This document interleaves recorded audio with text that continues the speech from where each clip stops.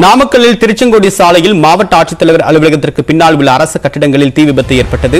விவரங்களோடு நிகரான நம்முடைய செய்தியாளர் ரவி விவரம் என்ன? தேவப்பெரியன் அதாவது நாமக்கல் மாவட்ட தோட்டக்கலைத்துறை அலுவலகத்தில் இன்று அதிகாலை திடீரென தீ விபத்து ஏற்பட்டதால் பெரும் பரபரப்பு ஏற்பட்டு இருக்கிறது.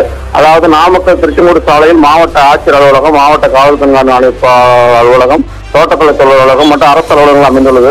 இந்த அலுவலகத்தில் நேற்று இரவு அங்கு பணியில் இருந்த காவலர்கள் அலுவலகத்தை பூட்டிவிட்டு சென்று விட்டனர். இன்று அதிகாலையில் மின்கசிவு காரணமாக தீப்பிடித்து அந்த பகுதியில் புகை மண்டலமாக இருந்த உடனே அங்கிருந்த காவலாளி பார்த்து அருகில் இருந்தவர்களுக்கு செய்தி அடுத்து நாமக்கல் காவல்துறையினர் மற்றும் தீயணைப்புத்துறையினர் இடத்துக்கு சென்று தீயை அணைத்தனர். இருந்ததிலும் அங்குள்ள லேப்டாப் மற்றும் முக்கிய ஆவணங்கள் எரிந்து சாம்பலாயின. இந்த தீ விபத்து சம்பந்தமாக கேள்விப்பட்டதை அடுத்து மாவட்ட ஆட்சியர் ஸ்ரேயா சிங் அவ்விடத்துக்கு சென்று நேரில் பார்வையிட்டு ஆய்வு செய்தார்.